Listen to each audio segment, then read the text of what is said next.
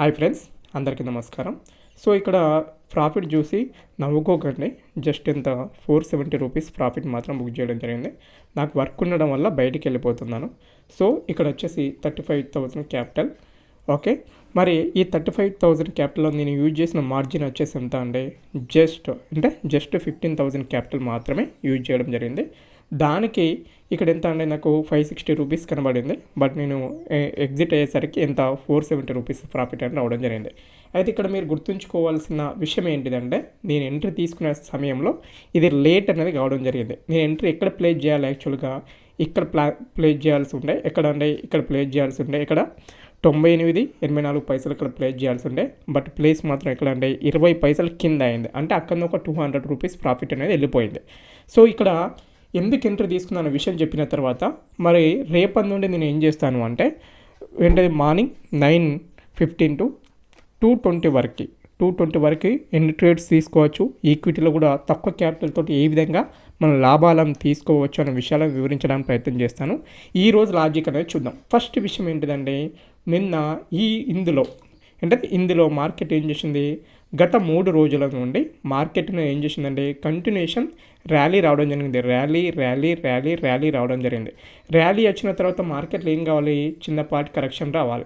మరి చిన్నపాటి కరెక్షన్ రావాలి అంటే ముందు రోజు ఏం చేయాలి? మార్కెట్ ఎక్కడ కూడా ఒక సస్టైనబిలిటీ అయిన ఫుల్ బ్యాక్ని క్రియేట్ చేయకూడదు. ఫుల్ బ్యాక్ మీన్స్ ఏదన్నా ఫిబొనాసీ రీట్రేస్మెంట్ అనేది చేయకూడదు. ఎక్కడ ఫిబొనాసీ రీట్రేస్మెంట్ క్లియర్ చెయ్యలేదు అంటే మార్కెట్ ఏం చేయాలి?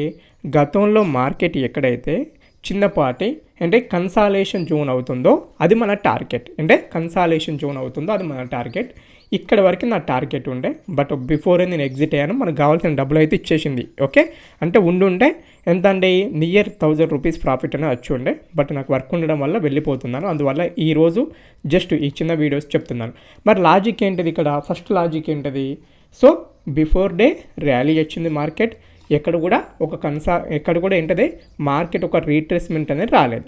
రీట్రేస్మెంట్ రాకుండా ఎస్టర్డే ఏదైతే మార్కెట్ ఫామ్ అయిందో, ఏదైతే క్లోజింగ్ పాయింట్ ఉందో ఆ పాయింట్ను రెస్పెక్ట్ చేస్తూ మార్కెట్ ఏం చేసింది? గతంలో ఉన్న స్వింగ్ కింద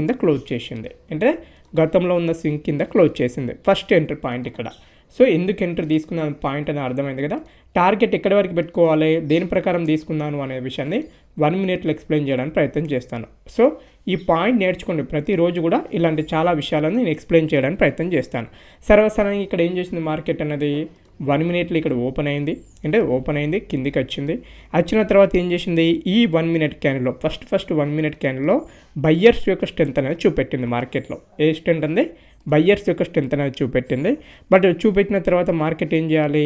మీదికి వెళ్ళకుండా రిటర్న్లో సెల్ సైడ్ స్ట్రెంత్ చూపెట్టింది. ఇక్కడ 1 మినిట్లో ఏం చేసింది? రిటర్న్లో సెల్ సైడ్ స్ట్రెంత్ చూపెట్టింది. సో ఇక్కడ మన సెల్ సైడ్ ఎంట్రీ. యాక్చువల్గా ఇక్కడ 99 రూపాయల వద్ద సెల్ సైడ్ ఎంట్రీ. బట్ నేను వెయిట్ చేశాను. ఎందుకోసం వెయిట్ చేశాను?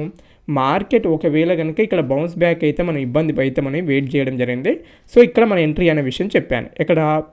ఇక్కడ ఏదైతే మార్నింగ్ మనం బయ్యర్ స్ట్రెంత్ ఉందో ఇక్కడ గ్రీన్ క్యాండిల్ ఫామ్ చేసి ఇలా మీదకి వెళ్ళకుండా ఇక్కడికి వచ్చిందంటే సెల్లర్స్ యొక్క పట్టు ఉంది అనే విషయాన్ని అర్థం చేసుకోవచ్చు. దాని ప్రకారం ఎంట్రీ తీసుకున్నాను, ఇక్కడ ఎగ్జిట్ కావడం జరిగింది. సో రోజు ఇలా ఎందుకు నేను ఎంట్రీ తీసుకున్నాను అనే విషయాన్ని ప్రతి విషయాన్ని ఎక్స్ప్లెయిన్ చేయడానికి ప్రయత్నం చేస్తాను. ఈ వీడియో కనుక మీకు నచ్చినట్లయితే లైక్ చేయండి, సబ్స్క్రైబ్ చేయండి, ఫ్రెండ్స్ అండ్ ఫ్యామిలీ మెంబర్కి షేర్ చేయండి. జై హింద్, శుభదినం.